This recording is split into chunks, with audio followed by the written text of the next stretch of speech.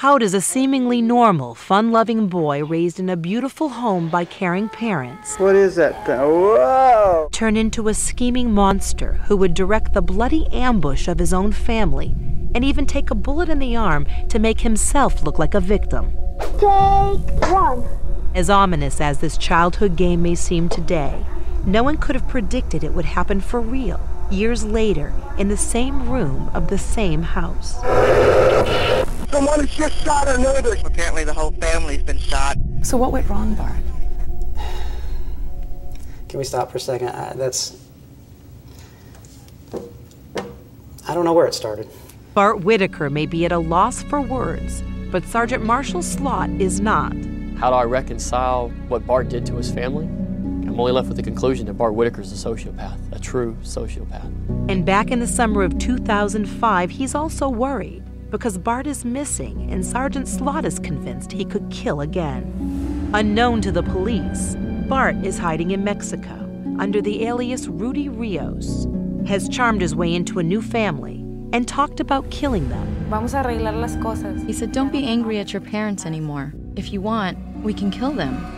Cindy Lou Salinas is scared, yet unaware that the boyfriend she knows as Rudy is a fraud with experience directing a plot to murder his family, which today he astonishingly describes as a game. Bart, do you feel like you have a conscience? Yeah, absolutely.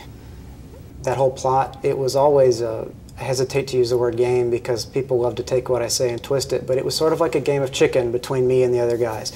Who flinches? Did you feel any guilt? Did you feel any shame? I wasn't feeling much of anything, but yeah, it was there. It was just on a level that I wasn't paying any attention to. He seems singularly without remorse and without even the beginnings of remorse. A classic sociopath, says psychiatrist Dr. Edward Hollowell of the Hollowell Centers in New York and Boston. When he says he feels remorse and he feels guilt and he feels shame, you don't buy it. I don't. I was struck in the interview that he showed almost no emotion. It was almost like he was mouthing the words. It was chilling. I was just blown away. Here's this young man who's done about the worst thing a person can do, and it's as if he's talking about the weather. That observation is confirmed in the confession of getaway driver Steve Champagne. Did you ever see any signs of remorse in Bart? No. And it gets worse. Champagne says Bart also talked about wanting to finish the job and kill his father. What if the diagnosis is you are a sociopath? Well, then I am what I am. In Bart, Dr. Hollowell also sees a narcissistic personality. It's an extremely dangerous combination, extremely dangerous, because you have no guide, you have no internal brakes, and you have this tremendous feeling of emptiness, so you want stimulation. You want to somehow feel alive. And the normal things that make people feel alive, love, attachment, bonding, that's all gone. I mean, having these fantasies of murdering your family, I mean, well, he had to go to that length to feel alive. Finally, in September 2005, the climax in a long string of unsolicited witnesses, hard police work, and some good luck comes in the form of a phone call. It's the real Rudy Rios, and he has the final answer to Sergeant Slott's last big question. Where is Bart? I know where he's at because my family has taken care of him. A busboy at a country club near Bart's home, Rudy Rios tells the police he sold his identity to Bart and helped him escape to Mexico for a couple of $1,000s. Now he's prepared to sell out his friend for a $10,000 reward from the police. But if there's a reward, I don't care. I'd turn his head in. I'm thinking this is the break we need. When Rudy Rios gave me this information and it seemed to check out, I was ecstatic. Bart Whitaker is arrested in Mexico without incident, having harmed no one during his time as a fugitive. And on the road back to Sugar Land, Sergeant Slott has only one unanswered question for his prisoner. The only thing I really want to know at this point is, how did you get all of these people to do such horrible things for you? And Bart responded to me that it was easy. All he had to do was give them what they wanted. What was y'all's benefit for doing this? Like I said, Bart said his family was worth a lot of money. He said he would give us millions of dollars.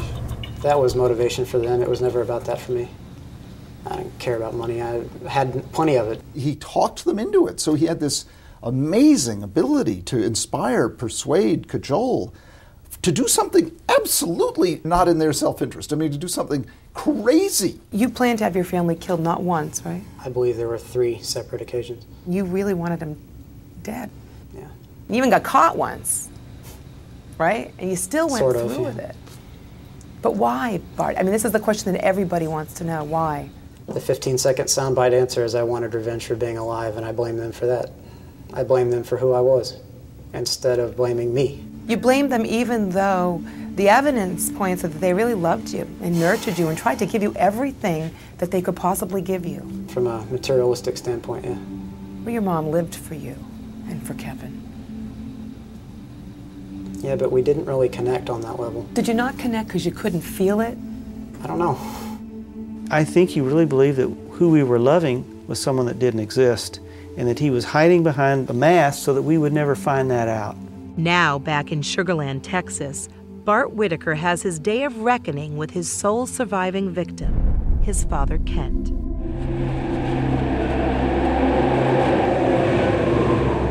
It's the night that Hurricane Rita hit Houston. I'll walk in this room with bulletproof glass between us, and there's Bart, and he said, "Dad, I'm so sorry. This is all my fault." And it was at that point I realized he was saying, "I did it. I'm sorry. I want to confess."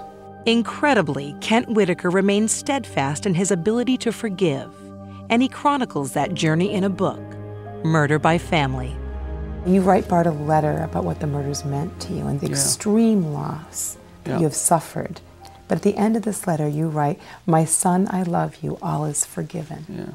I suspect people would expect that it would be difficult, but the truth is that I had crossed the forgiveness barrier, and mostly what I was interested in now was helping him recover from whatever this problem was that caused this. What can I do for you? Nothing. Jailhouse phone calls confirm Kent's unwavering support of Bart as he awaits trial. Well, just hang in there. Keep calling. Love you. I love you too, guy. He believes his son has truly changed and repented, and now feels genuine remorse. He's an amazing man. And whether or not I'm a person incapable of love, I am a person capable of feeling a very deep respect for that man. I love him to death. How do you feel about your mother? I wish I could talk to her now. I'd like to tell her I'm sorry. You know, I'd like to redo that whole relationship from start to finish and be able to really appreciate what she was sending me. So, yeah, I'd like to. If we could all live twice. We, the jury, do hereby find the defendant, Thomas Bartlett Whitaker, guilty. A jury convicts Bart Whitaker of the first-degree murder of his mother, Tricia, and his younger brother, Kevin. The shooter, Chris Brashear, receives life in prison without parole. The getaway driver, Steve Champagne, gets 15 years. Kent Whitaker takes the witness stand to plead for his son's life. Still, the jury sentences Bart to death. And when that day comes, Kent plans to be there, supporting his son to the end. Bart says he doesn't want anybody there. He doesn't want to hurt him. But of course I'll be there.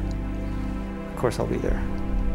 Hey, Bart, drive down the street to the stop sign for me. And it will be over, is what it'll be.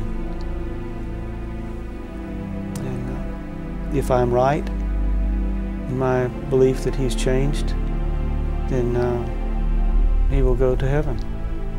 And if I'm wrong, he won't.